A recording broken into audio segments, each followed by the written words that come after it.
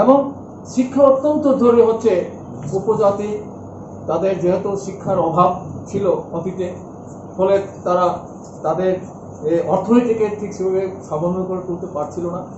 এই জন্যই শিক্ষাটাকে আমরা সেখানেও গুরুত্ব দিয়ে এবং যেমন যেমন দিচ্ছি, তেমনি তাদের অর্থনৈতিক বিকাশ করার জন্য আমরা ত্রিপুরায় বিভিন্ন অর্থকরী ফসল, ইভেন রাবার, এমন সময় রাবার ছিল, এটা কি জন্য বেআইনি চাষ, অর্থাৎ কেউ রাবার চাষ করা যাবে না ত্রিপুরায়, এরকম একটা কথা ছিল। আমার যত আমার বাবা একটা রাবারের চারা আমাদের কোথা থেকে নিয়ে গেল জানি না, তখন আমি একটু বড়ই, এই রাবার চারাটা বাবা আমাকে বলেন এইটা মানে ঘরে বেড়ে রাখো না, ঘরের ভিতরে একটা কোনায় রেখে দাও, কেউ দেখলে এটা হয়তো পুলিশ ধরে নিয়ে যাবে, এইরকম বলছিল, অর্থাৎ রাবার চাষ করা যাবে এরকম ছিল। কিন্তু ত্রিপুরার বামফ্রন্ট সরকার সমস্ত নিয়ম কানুনের মধ্যে রেখে ত্রিপুরায় কিন্তু প্রথম রাবার চাষের মধ্যে উপজাতি না, শুধু অন্যান্য বিশেষ করে উপজাতি জনগণের যেহেতু জমি জমা ওদের আছে, টিলাঙ্কর আছে, এদেরকে অর্থনৈতিকভাবে স্বাবলম্বী করবার জন্য এই রাবারের মাধ্যমে সেখানে এই পুনর্বাসন অথবা তাদের উৎসাহিত করার চেষ্টা হয়েছে, হয় সরকারের ব্যবস্থায় অথবা এই যাদের সামান্য কিছু পয়সা আছে তারাও সেই রাবার চাষ করেছে। প্রচুর লোককে আমরা সরকারের ব্যবস্থায় রাবার চাষের ব্যবস্থা করি, এডিসি এবং রাজ্য সরকার উভয় তরফ থেকে, যাতে উপজাতির জনজীবনে তার অর্থনৈতিক দুর্দশা লাঘব করা যায়, অর্থনৈতিক দেওয়া হয়, স্বাবলম্বী হতে পারে, তার জন্য কিন্তু এই রাবারের মাধ্যমে তাদেরকে পুনর্বাসন, অর্থকরী ফসল আনারস, আম, জাম, কাঁঠাল এগুলি বাণিজ্যিকভাবে যাতে তারা এই ওপরে বেঁচে থাকতে পারে, তার জন্য সেটাকে আমরা গুরুত্ব দিয়ে তাদেরকে উৎসাহিত করে সরকারি ব্যবস্থায় করেছে। কাজে উপজাতিদের জন্য কিছুই করে যে অভিযোগটা আসছে বিভিন্ন দিক থেকে বিভিন্নভাবে, এটা কিন্তু বাস্তবের সঙ্গে কিন্তু কোনো সামঞ্জস্য আছে বলে আমরা মনে করি না।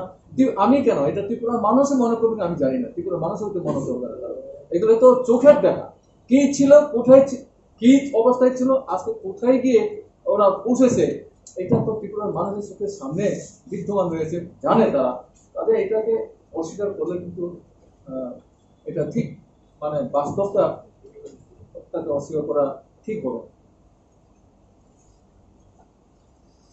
উপজাতিতে তার বাসা প্রায় হারে বলে বসেছিল সেই রাজন্য আমল থেকে। আরে এক সময় তার নিজের মাতৃভাষার কথা বলে তো অনেক লজ্জাবোধ করত। আজকে অনেকে ভাষা ভাষা ভাষা ভাষা করে যারা চিত্তাচরণ করছে, বামফ্রন্ট ভাষার জন্য কিছুই করছে না, কিন্তু এমন দিন গেছে যে ভাষার কথা, নিজেদের ভাষায় কথা বলে অনেকে লজ্জাবোধ করতে পারে, এই জায়গায় চলে গেছে ওই ভাষার অবস্থা, ভাষার জন্য। এই জায়গায় দাঁড়িয়ে বামফ্রন্ট সরকারি প্রথম ত্রিপুরায় এই কক বড় ভাষা, ইভেন কক বড় ভাষা না, ত্রিপুরার উপজাতি 19 ট্রাইব তাদের নিজস্ব ভাষা সংস্কৃতির ভাষা রয়েছে, সেই ভাষায় স্কুল করার জন্য প্রাথমিক শিক্ষায় যাতে তারা নিজের ভাষায় পড়তে পারে, তার জন্য কিন্তু বলিষ্ঠ সিদ্ধান্ত গ্রহণ করেছে। এটা কিন্তু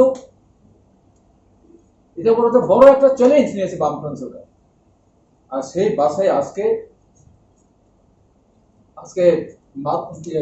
কি বলে এটা, কলেজ ইউনিভার্সিটি পড়াশোনা, কলেজ ও ইউনিভার্সিটি তো ডিগ্রি নেওয়ার সুযোগ তৈরি হয়েছে জায়গায়, কে করলো? তো বামফ্রন্ট সরকারই করেছে। তো অস্বীকার করলে কি করে হবে? এটা বামফ্রন্ট সরকারের এই উদ্যোগ নিয়ে উপজাতিদের ভাষা বিকাশের জন্য কাজটা করেছে। তো এখানে কিছুই করেনি বামফ্রন্ট সরকার, এটা বলাটা কতটা বাস্তব কি হবে এটা বোঝা উচিত।